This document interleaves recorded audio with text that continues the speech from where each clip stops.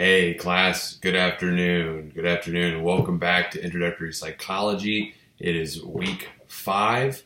I'm actually recording this on a Saturday instead of a Sunday, but I'll post it on a Sunday. So again, I'm not really sure why it matters and why I tell you that, but I just feel like telling you that. I'm recording it early because I'm actually going to Tulsa here in a few hours to go see a concert. I'm going to go see one of my all-time favorite bands, Pedro the Lion. I'm repping this shirt right now, Pedro the Lion. So check them out if you've never heard of them. YouTube them, Spotify, however you get your music, whatever. And then the following morning, I'm running a 14-mile run with the Land Runners, the Oklahoma City Land Runners. So tomorrow I expect I will not have as much energy to record a video. So there's that. So welcome back. It's week 5. Just wanted to give you a friendly reminder that exam 1 is due Monday night. I know a few of you have already taken it. Several of you have already taken it, so that's great. And the results have been really good so far. I'm pretty happy with the results thus far. I'm really excited to see how they turn out overall. So make sure you get that done before 11:59 p.m. on Monday night. So that's the big item to start with. Once you have taken the exam, go ahead and start reading chapter 5. This is a huge chapter in our course. It's on the subject of learning, and there's a couple of really big ideas about learning here, about how organisms in general learn.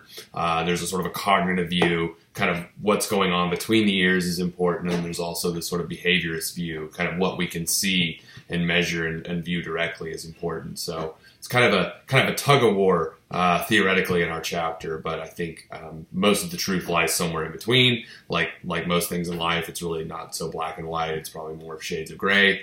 So read chapter 5. But this is a really, really important chapter, I think, because we're talking about how organisms learn, and we're going to talk about some really big theoretical ideas about how human beings and how other organisms learn. We're going to delve into the subject of classical conditioning, which is referring to the learning of sort of reflexive or involuntary behaviors. Maybe you've heard of Pavlov and his dog before. Pavlov getting the dog to salivate at the sound of a tuning fork. That's what we're talking about. It's an involuntary behavior that's not necessarily controllable.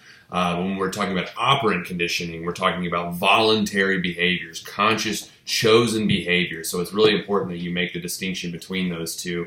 I have included a video on D2L, a short TED Talk that explains the difference more explicitly between operant and classical conditioning.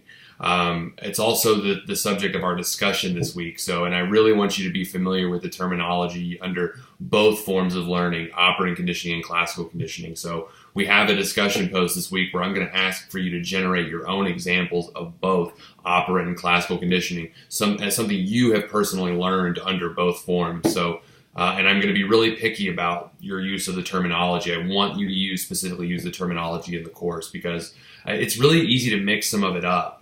Especially with classical conditioning, we're talking about the unconditioned stimulus and response, the conditioned stimulus and response. It's easy to mix a lot of these variables and ideas up. And when we get to operant conditioning, I know many of you are going to confuse punishment and negative reinforcement.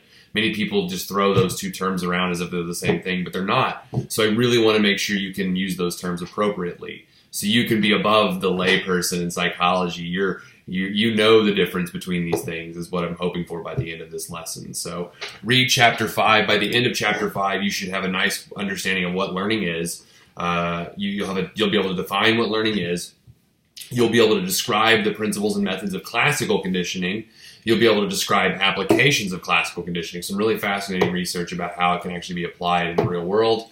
Afterwards, you'll be able to describe the methods and principles of operant conditioning, as well as the applications of operant conditioning. And then finally, we'll look at some cognitive factors that are involved in learning, basically anything that goes on between the ears. And so just another way of thinking as well is that anytime you see the word conditioning, think of the word learned or learning, however you want to phrase it. But condition just simply means learn. So maybe that'll help in terms of working through some of the terminology.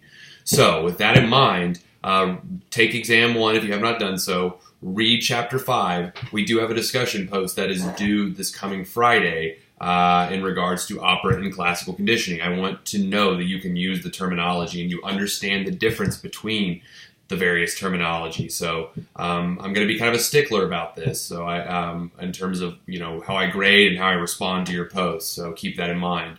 Read the text. There's plenty of examples. Use the TED Talk I've given you as well to help with this assignment with our discussion posts. I'm really looking forward to your examples. I actually posted 2 examples of my own personal examples, maybe to help kind of illustrate what I'm looking for. So use those as a template. I think that's about it. I'm going to leave it here. Again, take the exam, read Chapter 5, and post on the discussion by Friday. Other than that, I hope you have a great week. I hope you stay warm because we have a nice cold front coming through. Otherwise, be good and be safe. And I will see you all next week. Intro. Take care. Bye.